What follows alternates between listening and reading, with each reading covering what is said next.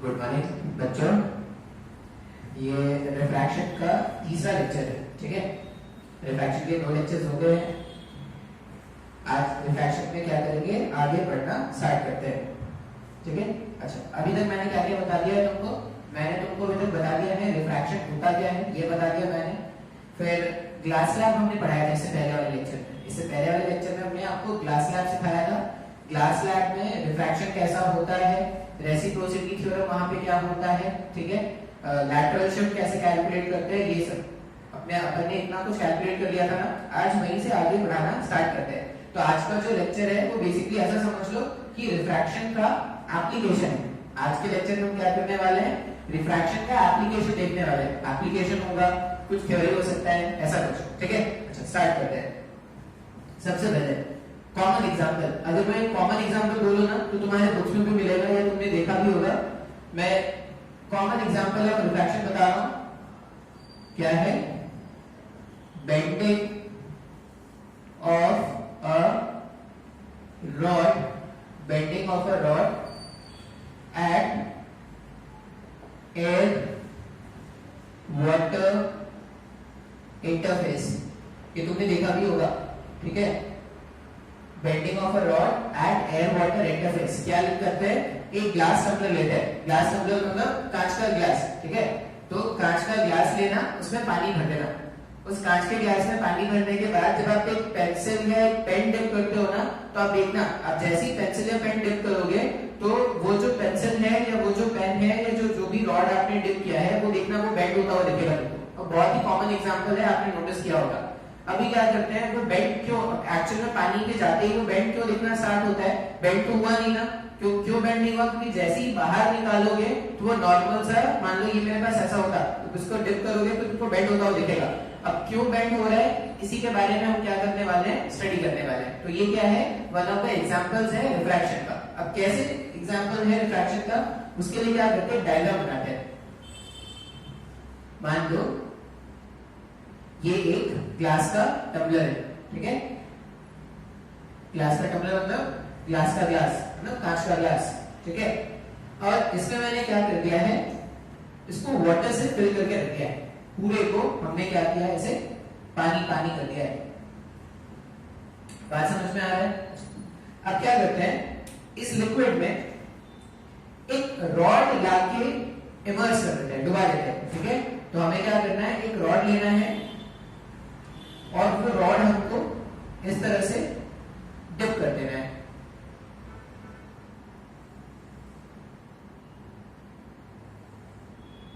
ठीक है, ये रॉड था, हमने क्या किया, रॉड को वाटर के सरफेस में लाके ऐसा डिप कर दिया है।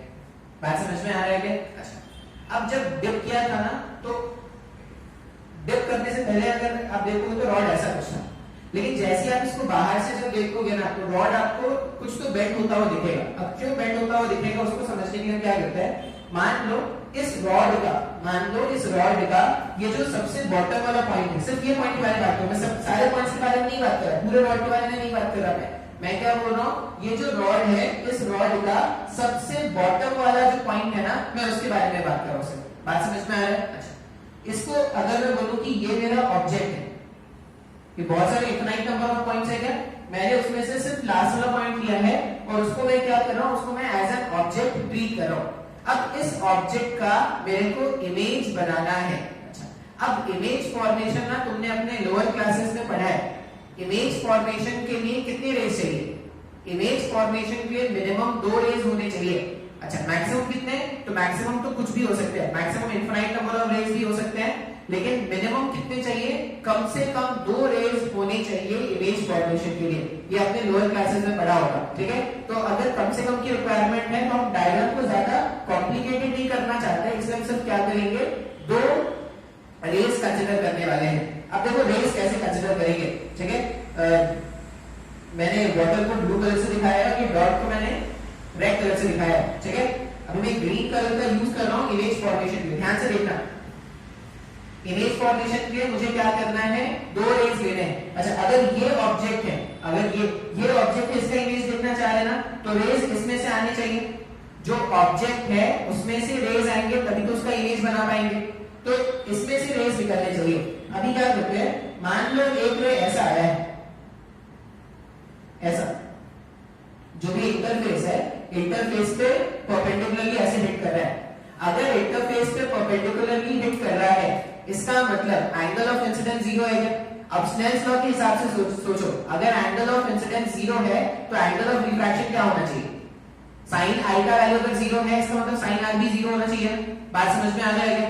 तो अगर मैं बोलूं कि मेरे पास एंगल ऑफ इंसिडेंस यहाँ पे, अब ये नॉर्मल के अलोंग ही चल रहा है ना, अगर नॉर्मल के अलोंग चल रहे हैं तो एंगल ऑफ इंसिडेंस कितना है? जीरो। अगर एंगल ऑफ इंसिडेंस जीरो है, इसका मतलब एंगल ऑफ रिफ्रैक्शन भी क्या होना चाहिए? जीरो होना चाहिए। एंगल ऑफ रिफ्रैक्शन जीरो होने का मतलब है कि ये जो रे है वो अनडिविएटेड पास होगा। देखो यहाँ से यहाँ तक ये इंसिडेंट रे था, यहाँ से यहाँ तक इंसिडेंट, और यहाँ से यहाँ ये क्या है? रिफ्रैक्टेड रे है। सब मेरे को नहीं समझ में आ रहा है। ये स्ट्रेट लाइन क्यों बनाता हुआ दिखा दिए? क्यों? क्योंकि हमने स्नेल्स लॉ से ऐसा पढ़ा है, हमने स्नेल्स लॉ से क्या पढ़ा था कि साइन ऑफ आई जो है वो mu times of sine of R है। अगर एंगल ऑफ इंसिडेंस जीरो हो गया तो ये पूरा टर्म जीरो हो जाएगा। अब ये तो जीरो हो नहीं सकता, इसका मतलब क्या है? साइन आर को भी जीरो होना पड़ेगा। साइन आर को जीरो होने का मतलब है आर का वैल्यू कितना होना चाहिए? 0 डिग्री होना चाहिए। तो अब मैंने क्या किया है, एक रे मैंने ऐसा लिया है जो अलोंग द नॉर्मल मूव कर रहा है। बात समझ में आया क्या? अच्छा, एक और रे कंसीडर करते हैं। एक और रे क्या करते हैं, कुछ एंगल पे कंसीडर कर लेते हैं। मान लो इसमें से रे निकला और ये कुछ एंगल पे ऐसा मूव किया है, हाँ या ना? ये रे निकला और ये कुछ, देखो एरो की बहुत ज्यादा इंपॉर्टेंस है। अगर तुम करेक्टली एरो नहीं रिप्रेजेंट करोगे तो वो डायग्राम सही नहीं माना जाएगा। जब भी आप एग्जाम में या कभी भी डायग्राम बनाओगे ऑप्टिक्स में, एरो इंपॉर्टेंट है, एरो का ध्यान रखना। अच्छा, इस पॉइंट पर रिफ्रैक्शन चेक करना है क्या अपने को? जिस पॉइंट पर भी रिफ्रैक्शन चेक करना होता है वहां पे नॉर्मल ड्रॉ करते हैं क्या? अब अगर यहाँ पे आप नॉर्मल ड्रॉ करोगे तो नॉर्मल कुछ ऐसा बनेगा, ये नॉर्मल हो गया। अगर ये नॉर्मल है तो हम क्या कर रहे हैं, लिक्विड से एयर की तरफ जा रहे हैं, वाटर से एयर की तरफ अगर जाएंगे तो डेंसर मीडियम से रेयर मीडियम की तरफ जा रहे हैं, तो लाइट की टेंडेंसी क्या होगी? नॉर्मल से दूर जाने की होगी क्या? तो ये जो लाइट है जो ऐसा चल रहा था, ऐसे तो चला ही जाता ना अगर मीडियम चेंज नहीं होता तो। अब ये क्या करेगा? नॉर्मल से दूर चला जाएगा, मतलब ये जो रे है वो कुछ तो ऐसा बेंड होता हुआ दिखेगा। सब मेरे को नहीं समझ में आ रहा है? डायग्राम जब तक नहीं समझ में आएगा आप नहीं समझ सकते। और डायग्राम समझने के लिए आपको बेसिक बहुत इंपॉर्टेंट है। तो अगर किसी को लगता है कि सर मेरे को बेसिक अच्छे से नहीं आ रहा है, लेक्चर्स वो ध्यान से देखेगा, लेक्चर्स ध्यान से देखेंगे, सारे कुछ लेक्चर्स में बताए गए हैं, कुछ भी नया नहीं बोल रहा मैं यहाँ पे अभी। अच्छा, अभी ये दो रेज है, मान लो इन जो रेज है ना उसको देख कौन रहा है? उसको एक ऑब्जर्वर देख रहा है, ठीक है? ये ऑब्जर्वर है, डॉट डॉट हटा देते हैं। एक ऑब्जर्वर है, ये ऑब्जर्वर की आंखें हैं, ठीक है? ऑब्जर्वर की सुरीली आंखें, नीली आंखें बनाते हैं, ठीक है? नीली आंखें, नीली आंखें, ये हमारा ऑब्जर्वर, इसकी आंखें कैसी? नीली आंखें। अच्छा, शराबी आंखें, तो शराबी आंखें, ये ऑब्जर्वर है। अब ये जो ऑब्जर्वर है ना, इसको एक रे इधर से आता दिख रहा है, एक रे इधर से आता दिख रहा है क्या? अच्छा, अब ये क्या सोचेगा ना, ये जो रे है ये क्या सोचेगा, ये जो रे चलता हुआ आ रहा है वो यहां कहीं से चलता हुआ आ रहा है क्या? एक्चुअल में रे इस वाले ऑब्जेक्ट से, ऐसे ऑब्जेक्ट से चलता हुआ आया, यहां पे डिविएट हो गया।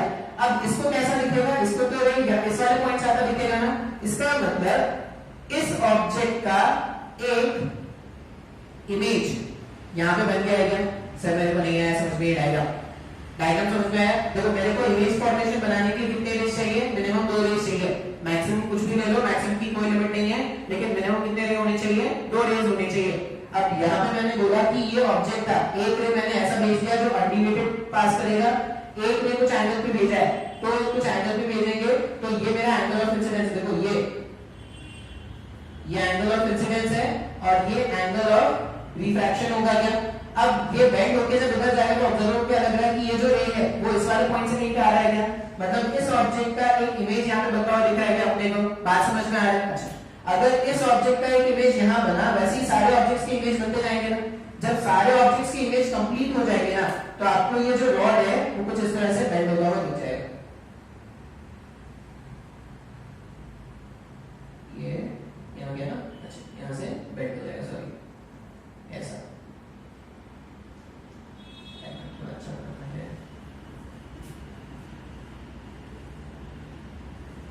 इस तरह से ये बेंड होता हुआ दिख जाएगा। बात समझ में आ रहा है? हाँ या ना? ऐसा होना चाहिए था लेकिन ये इस तरह से बेंड हो गया। और ये बहुत ही प्रैक्टिकल एग्जांपल है, तुम क्या कर सकते हो घर में देख सकते हो। डायग्राम मैंने कैसे बनाया है ये ध्यान से देखना है, ठीक है? ठीक है, सेकेंड एप्लीकेशन देखते हैं रिफ्रैक्शन का। सेकेंड एप्लीकेशन क्या है?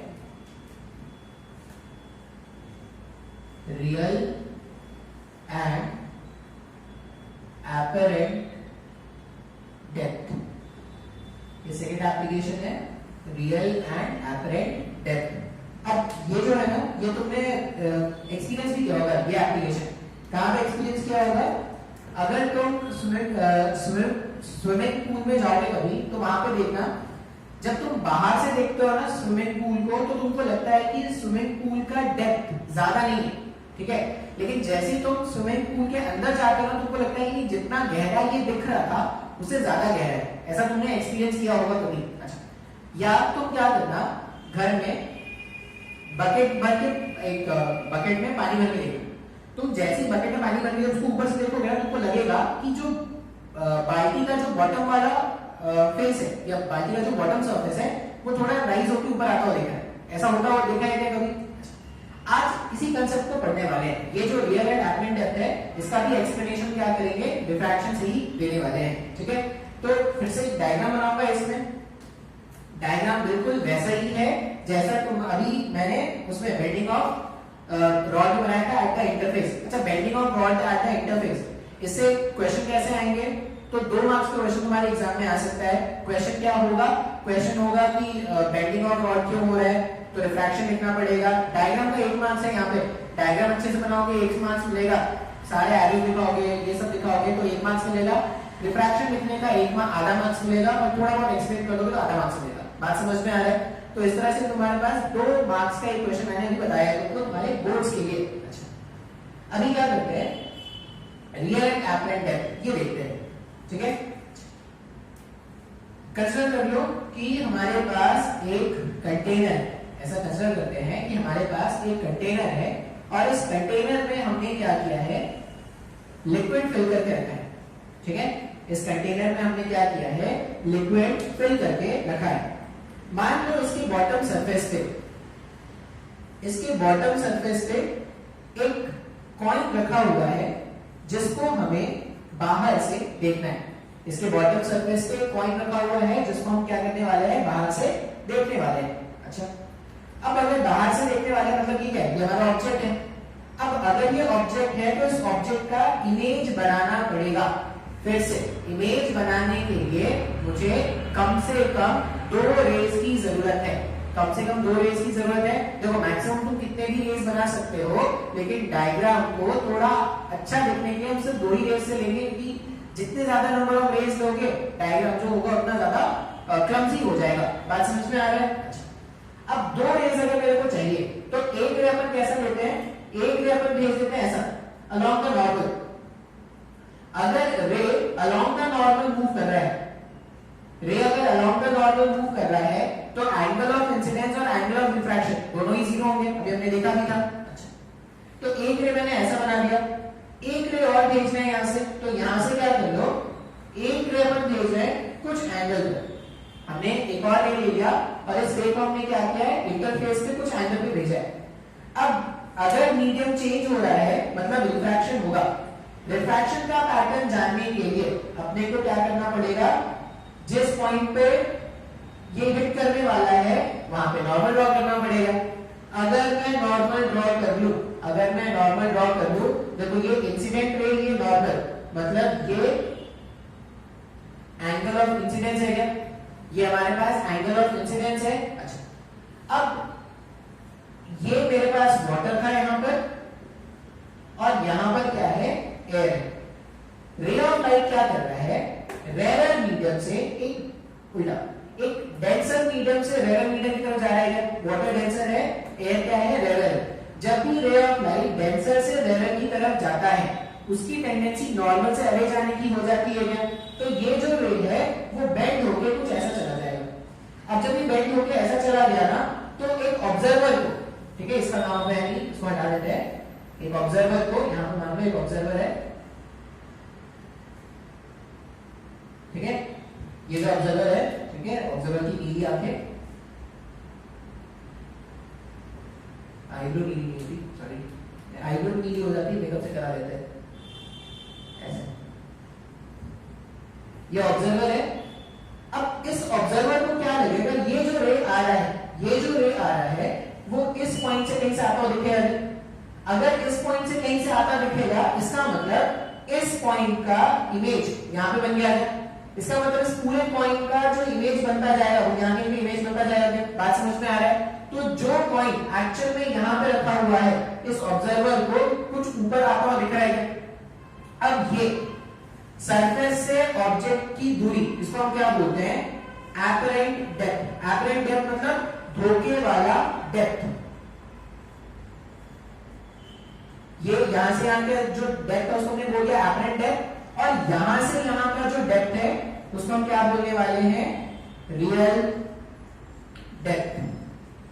बात समझ में आ रहा है क्या? ये हमारे पास हो गया एपरेंट डेप्थ और ये हमारे पास क्या हो गया, रियल डेप्थ। अच्छा, फिर से ये अगर एंगल ऑफ इंसिडेंस है तो ये z फॉर्म हो रहा है क्या, दोनों नॉर्मल है। ये अगर एंगल ऑफ इंसिडेंस है तो ये भी एंगल ऑफ इंसिडेंस होगा ना। उसी तरह अगर ये एंगल ऑफ रिफ्रैक्शन है तो ये भी एंगल ऑफ रिफ्रैक्शन होगा क्या, ट्रांसवर्सल, दो पैरेलल एंड सो ऑन। अब अपने को क्या करना है ना, रिफ्रैक्टिव इंडेक्स और रियल डेप्थ और एपरेंट डेप्थ का रिलेशन फाइंड करना है। स्कूल के एग्जाम के लिए यही तक जानना है, स्कूल के एग्जाम तक यही तक जानना है। अब जो बताएंगे वो कॉम्पिटिटिव एग्जाम्स के लिए है। तो कॉम्पिटिटिव एग्जाम्स के लिए डेरिवेशन बताने वाले हैं। डेरिवेशन तुम्हारे स्कूल के एग्जाम में नहीं पूछा जाएगा, ठीक है, लेकिन कॉम्पिटिटिव एग्जाम्स में क्वेश्चंस आएंगे। अब डेरिवेशन में बताऊंगा, तुम्हें अगर लगता है कि डेरिवेशन वर्थ है तो याद रख लेना। अगर तुमको लगता है कि नहीं डेरिवेशन बहुत मुश्किल हो रहा है, छोड़ देते हैं। देखो डेरिवेशन ये जो भी मैं पढ़ा रहा हूं ना, वो मान लो अभी अगर तुमको नहीं सीखना तो हायर क्लासेस में तो ये सब आने ही वाले हैं दोबारा से। बात समझ में आ रहा है क्या? डेरिवेशन अगर बहुत मुश्किल होता तो मैं नहीं बताता, लेकिन आसान डेरिवेशन है, इतना भी कोई कॉम्प्लिकेटेड नहीं है। थोड़ा बहुत ट्रिग्नोमेट्री यूज करेंगे, ट्रिग्नोमेट्री आपने पढ़ लिया है इसलिए मैं डेरिवेशन बता रहा हूं। डेरिवेशन स्कूल के एग्जाम में नहीं आएगा, बेफिक्र रहो। डेरिवेशन सिर्फ इसलिए बताया जा रहा है कि तुम फॉर्मूला आसानी से याद रख सको। बात समझ में आ रहा है? फाइनली जब फॉर्मूला आएगा ना, फॉर्मूला तुमको याद रखना ही है, ठीक है। अभी एपरेंट डेप्थ, रियल डेप्थ। अब रिलेशन फाइंड करना है। रिलेशन फाइंड करने के लिए ना एक मैथमेटिक्स में क्लास 11th में एक चैप्टर आएगा लिमिट्स, ठीक है। लिमिट्स का एक कंसेप्ट यहां पे यूज करने वाले हैं। अब कंसेप्ट क्या है ये याद रखने के लिए है, for small angle, for small angle, अगर एंगल छोटा है, for small angle sin theta is approximately equal to theta, tan theta is approximately equal to theta, cos theta is approximately equal to 1, ठीक है, where theta is measured in radians। अब ये radiance तुम्हारे लिए कोई नया वर्ड नहीं होगा, अगर तुमने ट्रिग्नोमेट्री पढ़ लिया है तो। रेडियंस तुम शायद जानते हो, नहीं भी अगर जानते हो तो एक रिलेशन बस याद रख लेना। याद क्या रखेंगे, पाई रेडियंस जो है वो 180 डिग्री के इक्विवेलेंट है। Pi radians equal to 180 degree होता है। बात समझ में आ रहा है? इसका मतलब 1 रेडियन जो है, या 1 रेडियन या 1 डिग्री बता लेते हैं, 1 डिग्री जो होगा वो क्या होगा, पाई अपॉन 180 रेडियंस के इक्वल। बात समझ में आ रहा है क्या? For small angle sin theta equals to theta, tan theta equals to theta, cos theta equals to 1, जहां पे थीटा रेडियंस में और रेडियंस में रिलेशन। अब तुम बोलोगे सर कितना छोटा, थीटा अगर स्मॉल है तो कितना स्मॉल, तो ये होता है generally for less than 10 degree. Theta small मतलब generally for less than 10 degree. अब यहाँ पे 10 डिग्री है, लेकिन यहाँ पे जब मैं एंगल यूज करूंगा तो डिग्री में नहीं रख दूंगा, मैं इसको क्या करूंगा, रेडियंस में रखूंगा। जैसे 1 डिग्री अगर पाई अपॉन 180 के बराबर है तो 10 डिग्री कितना हो जाएगा, 10 इंटू पाई अपॉन 180 के बराबर हो जाएगा। बात समझ में आ रहा है? अगर 1 डिग्री इतना हो गया तो 10 डिग्री क्या होता है 10 into पाई इतना, तो पाई अपॉन 80 रेडियंस ये 0.17 के आसपास आता है। इसका मतलब साइन ऑफ 0.17 इक्वल अप्रोक्सीमेटली क्या होगा 0.17 के बराबर होगा। बात समझ में आ रहा है क्या? अगर समझ में आया है तब भी अच्छी बात है, नहीं समझ में आया तो इसको याद रखेंगे, ठीक है? ये सब हाई क्लासेस में पढ़ने वाले हैं। अपन याद क्या रख रहे हैं कि अगर एंगल 10 डिग्री से छोटा है तो उस केस में हम क्या लिखेंगे, sine of theta can be equated with theta, tan of theta equals to theta and cos theta equals to 1। ये हम यूज करने वाले हैं, अपने डेरिवेशंस में यूज करेंगे, इसलिए मैंने आपको ये समझाया है। अच्छा, अभी डेरिवेशन स्टार्ट करते हैं। फिर से बोल रहा हूं, डेरिवेशन नहीं समझ में आया ना तो ज्यादा निराश नहीं होना, अभी तुम्हारे सिलेबस में नहीं है डेरिवेशन बस तुमको इसलिए बता रहे हैं कि फॉर्मूला लेके आ रहे। देखो मैं डायरेक्टली चाहूं तो फॉर्मूला भी लिख सकता हूं, लेकिन एज अ टीचर मेरे को नहीं लगता कि सिर्फ फॉर्मूला बता दो। अभी स्नेल्स लॉ से हम क्या जानते हैं, फ्रॉम डेरिवेशन कर रहे हैं, ठीक है? From Snell's law, Snell's law से हम क्या जानते हैं, sine of angle of incidence upon sine of angle of refraction equals to refractive index of second medium. अच्छा, इस डायग्राम में सेकंड मीडियम कौन सा है? अगर तुमने इससे पहले वाले लेक्चर्स को ध्यान से देखा होगा ना तो तुम बता दोगे आराम से, ठीक है? सेकंड मीडियम के लिए मैंने क्या बताया था, जिसमें लाइट बाद में एंटर करता है उसी को सेकंड मीडियम बोलते हैं ना। तो लाइट बाद में किस में एंटर करेगा, इस वाले पे लाइट बाद में एंटर कर रहा है क्या, एयर में, तो सेकंड मीडियम एयर है और फर्स्ट मीडियम क्या है, वाटर। स्नेल्स लॉ के हिसाब से sine of I upon sine of R equals to refractive index of second medium with respect to first medium होता है। ये स्नेल्स लॉ लिख सकते हैं। अच्छा, अब ये जितना कुछ भी हम पढ़ रहे हैं ना वो सारे स्मॉल एंगल्स के लिए है। अगर सारे स्मॉल एंगल्स के लिए है तो ये जो स्टेटमेंट है उसको ऐसा भी लिख सकता हूं क्या, tan I divided by tan R equals to mu A upon mu W। tan I upon tan R equals to mu A upon mu W लिख सकते हैं ऐसा। tan I, अब tan I का मतलब मेरे को लिखते हैं, tan I को कहां से लिखते हैं, ध्यान से देखना डायग्राम में। tan I के ना मैं ये बड़ा वाला ट्रायंगल यूज कर रहा हूं। tan का मतलब क्या होता है, परपेंडिकुलर डिवाइडेड बाय बेस, ऐसा ही कुछ होता है क्या? अगर ये I है तो I का परपेंडिकुलर ये हुआ ना और ये उसका बेस हो गया क्या, तो tan I मान लो यहां से आपका लेते हैं x, tan I अगर मैं इस ट्रायंगल को देख के लिखूं तो कितना हो जाएगा, x डिवाइडेड बाय यहां से यहां, ये तो रियल डेप्थ है ना, तो tan I के प्लेस में अपन ने क्या लिख दिया, x divided by real depth. tan R, अगर मैं tan R का वैल्यू लिखूं तो tan R के लिए कौन सा ट्रायंगल देख रहे हैं, ये tan R के लिए अपन ये वाला ट्रायंगल देख रहे हैं, ये जो छुटकू सा ट्रायंगल बना है। अभी tan R का अगर मैं वैल्यू लिखूं तो tan R कितना हो जाएगा, इसका परपेंडिकुलर x और इसका बेस कितना है, इसका बेस एपरेंट डेप्थ। तो यहां पे जब मैं tan R का वैल्यू लिखूंगा तो x और ये एपरेंट डेप्थ ऊपर चला जाएगा, equals to refractive index of air with respect to refractive index of water. x से x आप कैंसिल आउट कर दो तो apparent depth upon real depth हमारे पास कितना आ रहा है, refractive index of air divided by refractive index of water, ऐसा कुछ आया क्या? अच्छा, अब इसको याद कैसे करना है, इसको याद कैसे करना है उसके लिए हम क्या बोल रहे हैं, ये लिख देना, real depth upon apparent depth, real depth upon apparent depth, mu water upon mu air हो गया है। तो इस वाले डायग्राम के लिए ये फॉर्मूला हो गया है। हमेशा एयर वाटर का इंटरफेस मिलेगा क्या, नहीं, अलग अलग इंटरफेस मिलेगा। अभी एयर वाटर है, कभी ग्लास वाटर हो जाएगा, कभी ग्लास और कोई ऑयल हो जाएगा, कुछ भी हो जाएगा। तो इन जनरल आप इन जनरल में फॉर्मूला याद क्या रखोगे, इन जनरल में फॉर्मूला याद रखना है real depth upon apparent depth. Water मेरा फर्स्ट मीडियम का है और एयर मेरा सेकंड मीडियम है, तो यहां पे लिखना refractive index of first medium divided by refractive index of second medium. ये रिलेशन है जो आपको क्या करना है, याद रखना है, real depth by apparent depth equals to mu one upon mu two, ठीक है?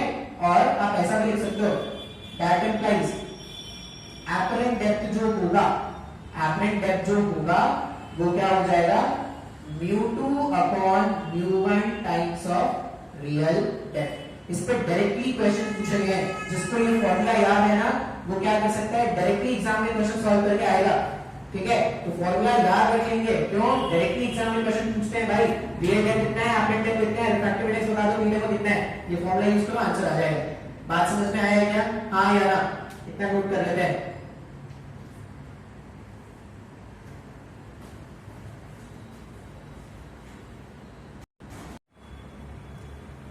ये नोट कर लिया। अभी इसमें एक और कंसेप्ट अपने को सीखना है जिसको क्या बोलते हैं, नॉर्मल शिफ्ट। अच्छा, एक लैटरल शिफ्ट मैंने आपको बताया था डिफ्रैक्शन में पहले।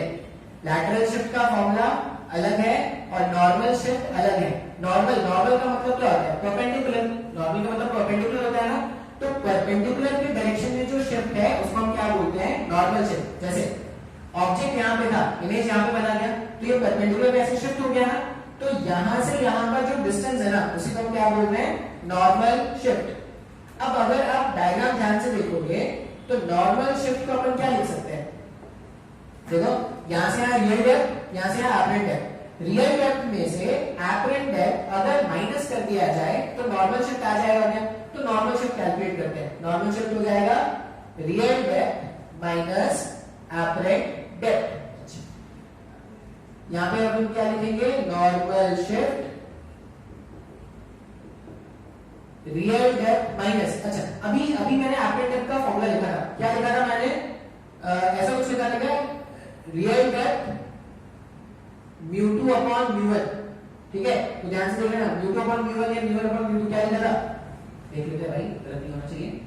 क्या आया था हमारे पास ना, real depth upon apparent depth जो होता है वो refractive index of first medium by second medium, तो एपरेंट डेप्थ का वैल्यू μ2 वहां सही है। अच्छा, यहां से अगर मैं कॉमन बाहर निकाल दूं तो नॉर्मल शिफ्ट का फॉर्मूला है, नॉर्मल शिफ्ट का फॉर्मूला है रियल डेप्थ 1 माइनस μ2 अपॉन μ1। ठीक है, ये नॉर्मल शिफ्ट का हमारे पास फॉर्मूला है। बात समझ में आ रहा है क्या? अब एग्जाम में डायरेक्टली क्वेश्चन पूछते हैं भाई normal shift, find the normal shift. अब नॉर्मल शिफ्ट ना देखो, मैंने जब स्टार्ट किया था तो मैंने तुमको ऐसा बताया था, बकेट में अब क्या कर लो, पानी भरो। ठीक है, मान लो पहले बकेट आधा भरा हुआ है और तुमने कॉइन डिप करके रखा, तुम कॉइन को देखो, कॉइन कुछ हाइट ऊपर देखेगा, तुम जैसे जैसे वाटर का लेवल इंक्रीज करते जाओगे ना और पानी ऐड करते जाओगे तो तुम देख रहे हो कॉइन भी और ऊपर आता हुआ जा रहा है। क्यों? क्योंकि नॉर्मल शिफ्ट जो है कितने से वो ऊपर उठा, वो रियल डेप्थ पे डायरेक्टली डिपेंड कर रहा है। तो जितना ज्यादा रियल डेप्थ है, मतलब पानी का हाइट जितना ज्यादा है, ये क्या होगा, नॉर्मल शिफ्ट उतना ज्यादा होगा। बात समझ में आ रहा है? तो दो कंसेप्ट हमको याद रखना है। एक तो हमको याद रखना है कि एपरेंट डेप्थ कैसे कैलकुलेट करते हैं, और दूसरा अपने कंसेप्ट याद रखना है नॉर्मल शिफ्ट कैसे कैलकुलेट करते हैं। बात समझ में आ रहा है क्या? अच्छा, इन दोनों पे क्वेश्चंस आते हैं, बहुत क्वेश्चन आते हैं। अब नेक्स्ट जो टॉपिक है वो होगा कॉम्पोजाइट ग्लास स्लैब सिस्टम। अब कॉम्पोजाइट ग्लास स्लैब सिस्टम का मतलब क्या है, आई होप ये एग्जांपल आपको समझ में आया हो। ठीक है, अच्छा फिर से डेरिवेशन अगर आया समझ में तब भी अच्छी बात है, नहीं तो क्या करना है, सिर्फ फॉर्मूला याद रख लेंगे। ठीक है, नेक्स्ट टॉपिक देखेंगे composite glass slab system.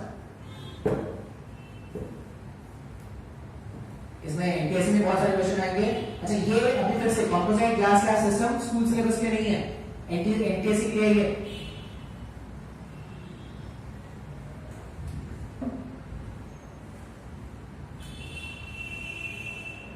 composite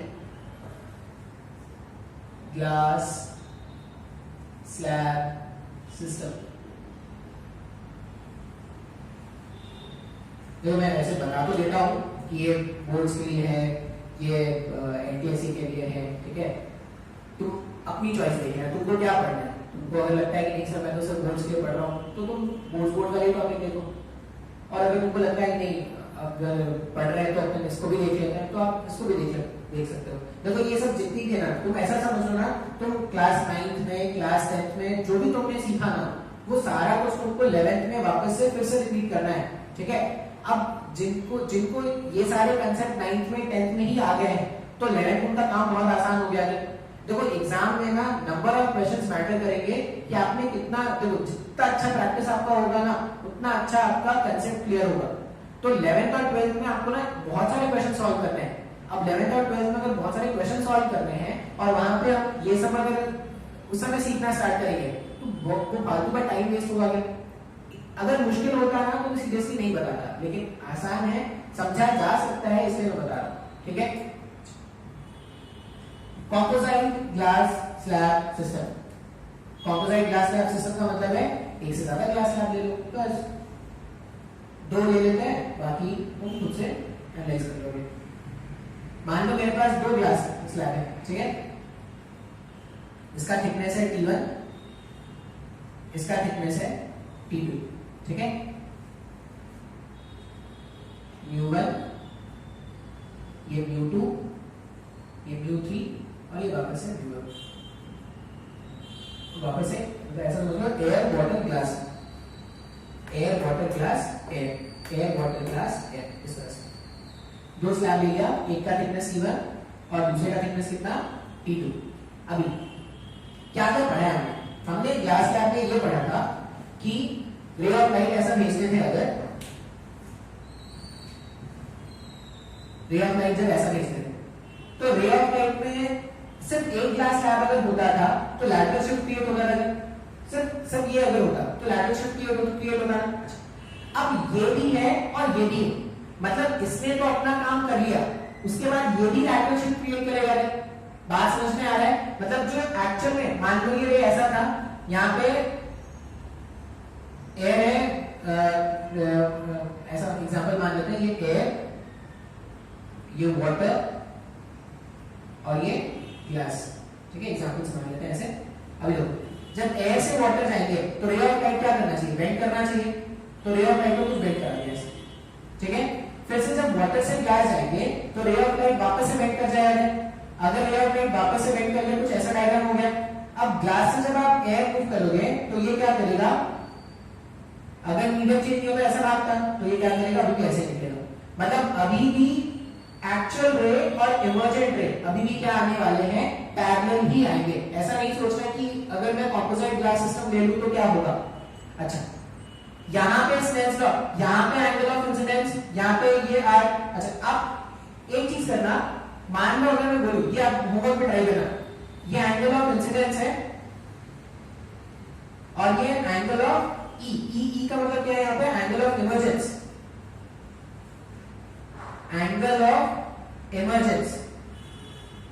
आप प्रूव करके देखना कि क्या एंगल ऑफ इंसिडेंस और एंगल ऑफ इमर्जेंस सेम आ रहा है। प्रूव करने के लिए क्या करना, वैसे ही स्टार्ट करना जैसे मैंने स्टार्ट किया था। एक ग्लास स्लैब के जैसा मैंने बताया था, वैसे ही 2 ग्लास स्लैब के भी होगा। 2 हो जाए, 3 हो जाए, 10 हो जाए, 10,000 हो जाए, करोड़ों स्लैब्स हो जाए, आपको वही सब फॉलो करना है जैसा तुमने एक के लिए किया। बात समझ में आ रहा है? आप जब उसको खुद से एनालाइज करके देखोगे ना, तो आप अभी भी देखोगे कि एंगल ऑफ इंसिडेंस जो है वो अभी भी एंगल ऑफ इमर्जेंस के इक्वल आ रहा है। बात समझ में आ रहा है? तुम एनालाइज करके देखना, ठीक है। फिर अगर मैं बोलूं, अब ये जो डिस्टेंस है वो मेरा लैटरल शिफ्ट हो गया है, तो लैटरल शिफ्ट अगर मैं कैलकुलेट करूंगा ऐसा, लैटरल शिफ्ट, यहां पे मैं लैटरल शिफ्ट क्या बोलूंगा, lateral shift by first slab plus lateral shift by second slab and so on. अच्छा, एक स्लैब अगर होता था, एक स्लैब अगर होता था तो उसका लैटरल शिफ्ट का फॉर्मूला क्या था, एक स्लैब का लैटरल शिफ्ट का फॉर्मूला था T upon sin I minus R divided by cos R। इसको याद करने के लिए ऐसे कुछ करते हैं, lateral shift T upon sin I minus R divided by cos R, ऐसा ही कुछ था क्या। अब इसको याद रख सकते हो, T sin ईयर, ठीक है, T sin year divided by cos R, ऐसे याद रखना, हो याद हो जाता है, T sin year divided by cos R। अब अगर मैं पहले वाले स्लैब के लिए बात करूं ना, तो पहले वाले स्लैब में एंगल ऑफ इंसिडेंस कितना है, I, और इसका एंगल ऑफ रिफ्रैक्शन कितना हो जाएगा, एंगल ऑफ रिफ्रैक्शन हो जाएगा R1। बात समझ में आया क्या? तो यहाँ पे अपन लेंगे R1। अच्छा, ये R1 है तो ये भी R1 होगा, ये R1, उस पर यहाँ पे ये R2 आ जाएगा क्या।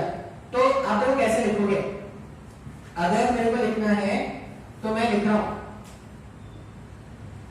L1 lateral shift for first slab. अगर फर्स्ट स्लैब पे लैटरल शिफ्ट लिखते तो यहाँ पे क्या लिखेंगे, इसका थिकनेस है T1 sin I minus R1 होता क्या, डिवाइडेड बाय cos r1, हाँ या ना, इसका लैटरल शिफ्ट प्लस इसका लैटरल शिफ्ट, और भी कोई स्लैब होता तो उसका भी लैटरल शिफ्ट ऐड कर देते and so on. t1 sin I minus r1 divided by cos r1 plus t2 sin I, इसके लिए एंगल ऑफ इंसिडेंस कितना है, इसके लिए एंगल ऑफ इंसिडेंस r1 है क्या, तो यहां पे आप क्या लिखोगे, r1 minus r2 divided by cos r2। बात समझ में आ रहा है क्या, एंड सो ऑन, इस तरह से ऐड करते जाएंगे, ऐड करते जाएंगे, ऐड करते जाएंगे, तो हमारे पास क्या हो जाएगा, लैटरल शिफ्ट आता जाएगा। ठीक है, अच्छा अभी भी ये रे और ये रे अभी भी पैरेलल ही होंगे, अब तुम 10 ले लो, 1000 ले लो, कितने भी स्लैब्स ले लो, जो बेसिक प्रॉपर्टीज है वो नहीं बदलने वाले, हाँ या ना। एक और कॉम्पोजिट स्लैब में एक और क्वेश्चन बता देता हूं, ये समझ में आया है क्या, देखो बोर्ड के एग्जाम के लिए प्योरली बेस्ड है तुम्हारे कॉम्पिटिटिव एग्जाम्स के लिए। ठीक है,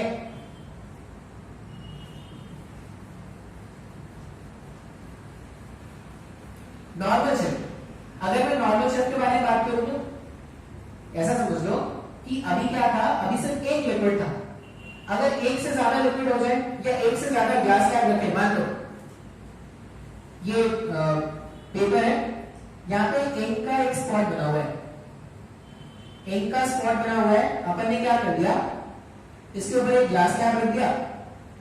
ठीक है, इसके ऊपर एक ग्लास स्लैब रख दिया और यहां पे क्या कर दिया है, ग्लास स्लैब है, यहां पे समझ लो एक बीकर में वाटर भर के रख दिया ऐसा। ठीक है, इसका डेप्थ है d1, इसका डेप्थ है d2।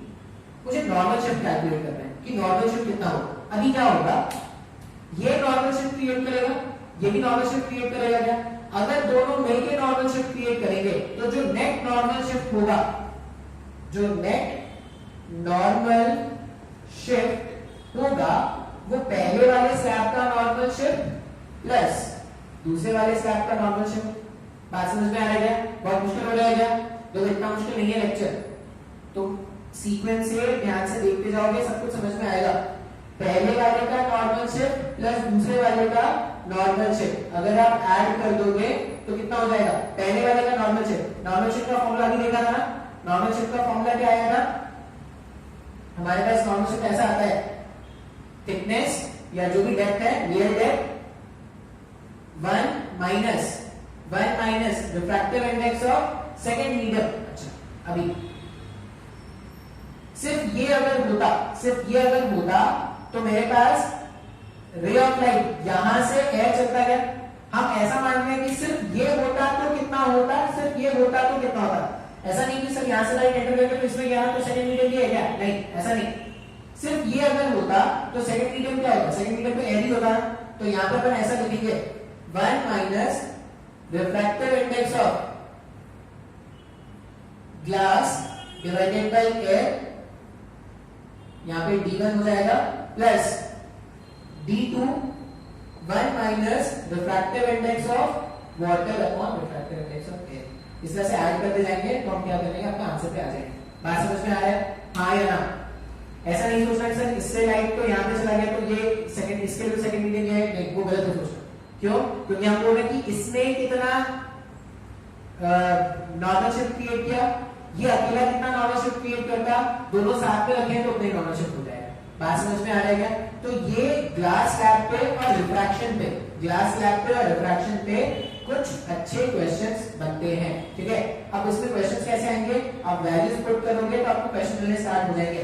क्वेश्चन सॉल्व करने के लिए आप क्या कर सकते हो, एनसीईआरटी की एक एग्जाम्पलर बुक आती है, आप वो उसको रेफर कर सकते हो, नहीं तो आप कोई भी एक बेसिक सा बुक सॉल्व कर सकते हो। बेसिक सा बुक मतलब क्या है, 10th के लिए, एनटीएससी के लिए अरिहंत पब्लिकेशन की या दिशा पब्लिकेशन की जो भी बुक्स आती हैं उसमें आपको ये सब मिल जाएंगे। ठीक है, तो क्वेश्चन सॉल्व करना बहुत जरूरी है। क्वेश्चन नहीं सॉल्व करोगे तो तुम सिर्फ थ्योरी से कुछ नहीं होगा। जब तक आप क्वेश्चन नहीं सॉल्व करोगे ना तो जिस लेवल की अंडरस्टैंडिंग चाहिए वो नहीं हो पाएगी। क्लियर है क्या, आई होप ये कंसेप्ट समझ में आया हो। थोड़ा मुश्किल हो सकता है, ऐसा लग सकता है कि बहुत मुश्किल कर सकते हैं, नहीं समझ में आ रहा है, ध्यान से लेक्चर को देखना, ज्यादा नहीं पढ़ा रहा, आज इतना ही पढ़ा रहा हूँ, ये सब ध्यान से देखना, ठीक है। इसके बाद वाले लेक्चर में अपन क्या करेंगे, रिफ्रैक्शन थ्रू प्रिज्म स्टार्ट करेंगे, ठीक है। आज इतना ही करते हैं।